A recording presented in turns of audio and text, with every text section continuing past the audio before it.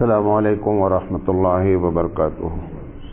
الحمد للہ رب العالمین والعاقبۃ للمتقین والصلاۃ والسلام علی رسولہ الکریم۔ محترم حضرات، ہم آپ سے لگاتار درس حدیث کر رہے ہیں اور آج اس کا درس نمبر 377 ہے، 377۔ بسم اللہ الرحمن الرحیم۔ عن ابی امامہ رضی اللہ تعالی عنہ عن النبی صلی اللہ علیہ وسلم قال: لیس شیء احب الی اللہ من قطرتین واثرین، قطرۃ من دموع من خشیۃ اللہ وقطرۃ دم تحرق فی سبیل اللہ، وأما الأثران فأثر في سبيل الله، فأثر في سبيل الله، وأثر في فريضة من فرائض الله۔ رواہ الترمذی۔ یہ ترمذی کی صحیح حدیث ہے، اور اس کے علاوہ بھی جو ہے وہ دوسری کتابوں میں بھی اس سے ملتی جلتی حدیثیں موجود ہیں۔ ترمذی نے گرچہ اس کو حسن اور غریب کہا ہے، لیکن دوسری جگہ سے بھی اس کی سند صحیح ہے۔ حضرت ابو امامہ رضی اللہ تعالیٰ عنہ سے روایت ہے کہ نبی کریم صلی اللہ علیہ وسلم نے ارشاد فرمایا کہ اللہ تعالیٰ کو 2 قطرے بہت پسند ہیں، ڈراپ، 2 قطرے بہت پسند ہیں، اور 2 نشانیاں بہت پسند ہیں۔ ایک وہ آنسو کا قطرہ ہے جو اللہ تعالیٰ کے خوف سے نکلے، اور دوسرا خون کا وہ قطرہ ہے جو اللہ کے راستے میں بہہ جائے۔ اور 2 نشان وہ ہے کہ جس میں اللہ تعالیٰ کے راستے میں کوئی زخم یا کوئی چیز نشان کے طور پر لگ گئی، اور دوسرا وہ نشان ہے جو کسی فرض کی ادائیگی میں اس پر پڑ گیا۔ انشاءاللہ ہم اس پر پوری بات کریں گے۔ یہ جو حدیث ہے کہ 2 قطرے اللہ تعالیٰ کو بہت پسند ہے، اور اس میں سے ایک وہ قطرہ ہے جو اللہ کے خوف سے جو ہے وہ بندے کی آنکھ سے ٹپک جاتا ہے۔ دیکھیں، جہاں تک رونے کی بات ہے تو مختلف وجہ سے لوگ روتے ہیں۔ ایک مکاری کا رونا ہوتا ہے کہ بات کیا رونے لگا۔ ایک آدمی درد اور تکلیف کی وجہ سے روتا ہے۔ ایک آدمی کبھی خوشی کی وجہ سے روتا ہے، اور ایک آدمی اپنے پچھتاوے پر روتا ہے، اور کبھی آدمی اللہ تعالیٰ کی گرفت اور اللہ تعالیٰ کی نعمت کو یاد کر کے بھی روتا ہے۔ ان تمام میں جو حدیث میں ذکر کیا گیا کہ وہ قطرہ جو اللہ کے خوف سے نکل جائے، آج آپ کو یہ بتانا، اسی پر ایک پر بات کریں گے، یہ بتانا چاہتے ہیں کہ وہ خوف کا قطرہ کیسے نکلتا ہے، ہم کو کیوں نہیں نکل رہا ہے، اور کن لوگوں کو ایک دم نہیں نکلتا، اس پر بھی بات کریں گے کہ آخر وہ خوف کا قطرہ کیسے نکلتا ہے۔ تو اللہ تعالیٰ کی جو صفت ہے، جیسے اللہ تعالیٰ کی ایک صفت ہے قہاری، گرفت کرنا، پکڑنا۔ اگر کبھی بندہ اپنے گناہوں پر سوچے کہ میں نے گناہ کیا اور وہ جو پکڑ سکتا تھا اس نے نہیں پکڑا، حالانکہ وہ پکڑنے پر کیا تھا، قادر تھا، وہ چاہتا تو پکڑ لیتا۔ مثال طور پر آج ہم نے فجر کی نماز چھوڑی جو کہ فرض ہے، اس کے باوجود بھی ہمارا کوئی نقصان نہیں ہوا، ہم کو اللہ نے نہیں پکڑا۔ یہ اگر بندہ سوچے گا نا تو اس کو خوف خدا آئے گا اور آنسو کے قطرے ٹپکیں گے. نمبر 1. نمبر 2، ہم بہت عزت والے آپ کے سامنے گھوم رہے ہیں، مولانا صاحب ہیں، فلاں صاحب ہیں. دوسری اللہ کی صفت کہ ہم نے گناہ کیا، وہ قہار تھا، پکڑا نہیں. ہم نے گناہ کیا اور آپ سے اس کے میرے گناہ کو چھپا رکھا ہے. وہ ستار ہے. کیا ہے؟ ستار ہے. ابھی اگر ہماری شرارتیں پبلک میں آ جائیں تو آپ بتائیے کہ مولانا صاحب کو کوئی سلام کرے گا؟ ہم نے گناہ کیا اور رب ذوالجلال نے کیا کیا کہ اس نے ہمارے گناہوں پر کیا کر رکھا؟ پردہ ڈال دیا. اگر ہم اس کی اس ستاری کو یاد کریں گے کہ تو کتنا بڑا ستار ہے، تو چاہتا تو گرفت بھی کر سکتا تھا، تو چاہتا تو بے عزت بھی کر سکتا تھا. تو نے سزا بھی نہیں دی اور میری بے عزتی بھی نہیں کی. تو پروردگار عالم اگر آپ اور ہم ایسے کریں گے تو اللہ تعالیٰ جو ہے اس کا خوف ہوگا اور تب ہمارے دلوں آنکھوں سے آنسو ٹپکے گا. اسی طریقے سے پروردگار عالم قیامت میں کہتا ہے کہ جتنے بادشاہ ہیں کسی کی بادشاہت نہیں چلے گی. کہے گا لمن الملک اليوم، آج بادشاہت کس کی ہے؟ کوئی کسی کی ہمت نہیں ہوگی جو اس دنیا میں بڑا سے بڑا رولر رہا ہے. پھر خود کہے گا پروردگار للہ الواحد القہار کہ آج بادشاہت صرف ہماری ہے. اور اس وقت تو لفظ رحمان کہنے کے بجائے اپنے آپ کو قہار کہے گا. یہ بہت خطرناک جملہ استعمال کیا رب ذوالجلال نے. حالانکہ وہ اس کی رحمت، حدیث میں آتا ہے کہ اس کی رحمت اس کے غضب پر غالب ہے.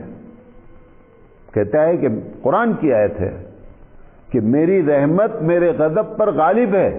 لیکن جب قیامت کا پہلا لمحہ آئے گا، مطلب حشر کا، تو جس بات کا وہ اعلان کرے گا اس وقت وہ اپنی رحمت کا ذکر نہیں کرے گا، اپنی قہاری کا ذکر کرے گا. اگر بندہ اس چیز کو سوچے گا نا کہ کس قدر ناراض ہے رب ذوالجلال کہ وہ اپنی رحمانی صفت کو ذکر کرنے کے بجائے اپنی قہاری اور اپنی قوت کا ذکر کر رہا ہے. للہ الواحد القہار. تب بندے کے اندر کیا ہے؟ خوف خدا پیدا ہوگا. تو اللہ تعالیٰ کی جو صفتیں ہیں، قہار ہے، اللہ تعالیٰ کی صفت کو یاد کریں کہ ستار، اور کسی دوسرے اپنے ساتھ یاد کریں کہ ہمارے ساتھ اللہ تعالیٰ نے کتنی ستاری کی ہے، کتنا زیادہ ہمارے گناہوں پہ پردہ ڈالا ہے، اس کو یاد کریں. اور پھر لوگوں کی نگاہوں میں بے عزت ہونے سے پروردگار عالم نے ہم کو بچایا ہے. اس کو جب ہم یاد کریں گے تب اللہ تعالیٰ کی اس یاد سے، اس خوف سے ہمارے آنسو ٹپکیں گے. ایک بات. دوسری بات، قرآن مجید نے کہا کہ اذا تتلی علیہم آیات الرحمن خروا سجدا وبکیا، کہ جب اللہ تعالیٰ کی آیتیں پڑھی جاتی ہیں تو شکر کے طور پر لوگ سجدے میں گر جاتے ہیں اور رونے لگتے ہیں. حضرت عمر رضی اللہ تعالیٰ عنہ، یہ سورہ مریم کی آیت ہے، جب اس کو پڑھا تو سجدے میں گر گئے. پھر اپنے آپ سے کہتے ہیں کہ رونا کہاں آیا، کیونکہ اگلا جملہ کیا ہے؟ وہ بکیا، اور روتے ہیں. تو حضرت عمر اپنے آپ سے کہتے ہیں کہ سجدہ تو ہو گیا لیکن رونا کہاں آیا؟ رونا آنا چاہیے تھا. تب رونا کب آئے گا؟ جب آپ اللہ تعالیٰ کی ان صفتوں کو یاد کریں گے تب رونا آئے گا. دوسری چیز،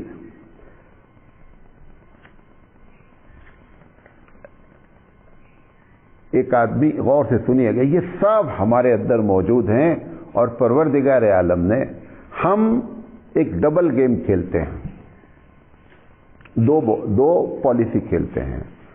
ہم اندر کی ایک راجنیت کرتے ہیں، ایک ایک لفظ بول رہا ہوں، منافقانہ حرکت کرتے ہیں عملی لحاظ سے، ایک راجنیت کھیلتے ہیں، کسی کے ساتھ پلاننگ سے بدلہ لینے کی پلاننگ کرتے ہیں، کسی کے ساتھ چال چلتے ہیں اور ان سب میں کامیاب ہو جاتے ہیں۔ نہیں سمجھے میری بات؟ میں ایک چال چلا اور اس چال میں کیا ہو گیا؟ کامیاب ہو گیا۔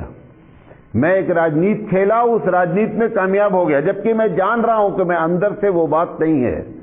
میں ڈبل گیم کھیلا، یہ سب ایک ہی لفظ ہیں، ایک ہی طریقے کی بات ہے، کامیاب ہو گیا۔ اللہ تعالیٰ کہتا ہے کہ یہ ساری پر ہماری چالیں بھاری تھیں، لیکن آپ سے اس کی رحمت ایسی ہوئی کہ اس نے اپنی چال آپ کے اوپر استعمال نہیں کیا۔ کہتا ہے اللہ وَمَكَرُوا، لوگ چالیں چلتے ہیں،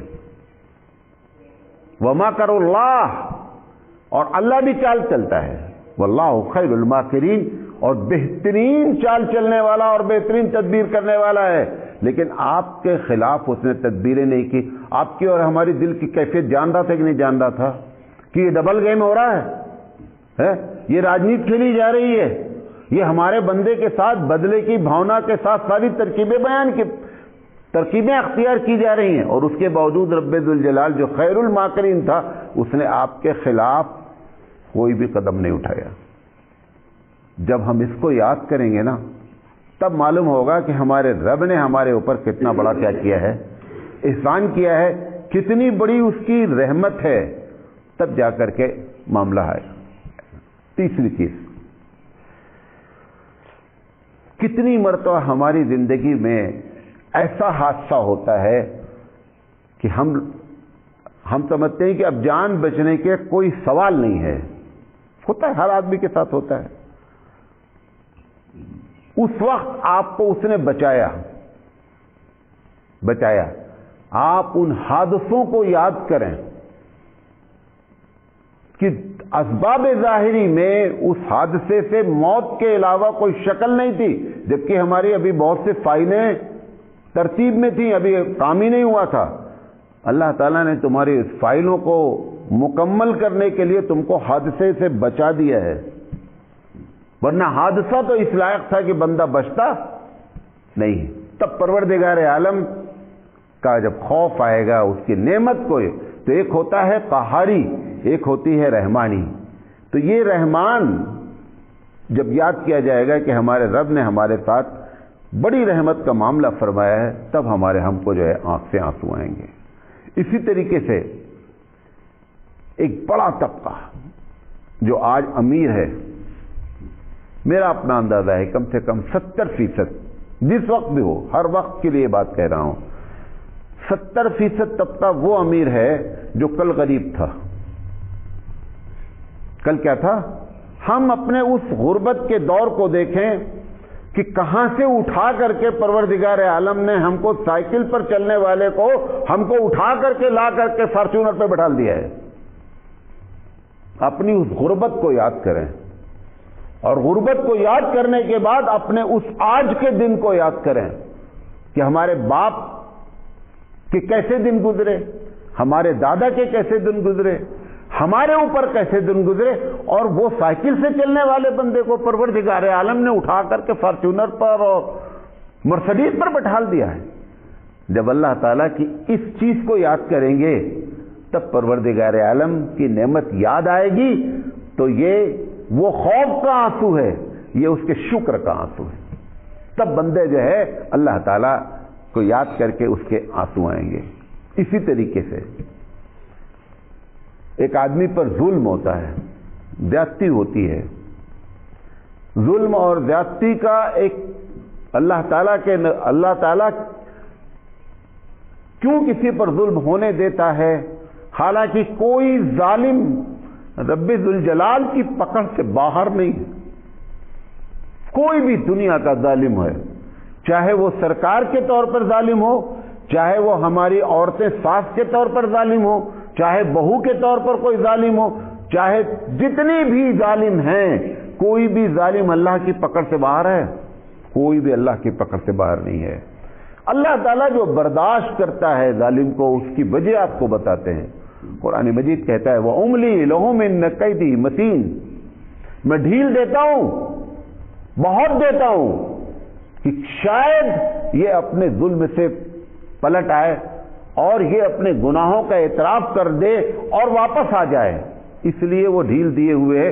لیکن ایک وقت ضرور آتا ہے کہ جب وہ ظالم کو ایسے، یہ آپ جو دیکھتے ہیں نا کہ ایک بہت بڑے آدمی تھے، وہ صدام حسین تھے، پھانسی پر چڑھا دیا۔ ذوالفقار علی بھٹو پی ایم تھا، پھانسی پر چڑھا دیا گیا۔ کتنے ایسے واقعات اور حادثات ہیں۔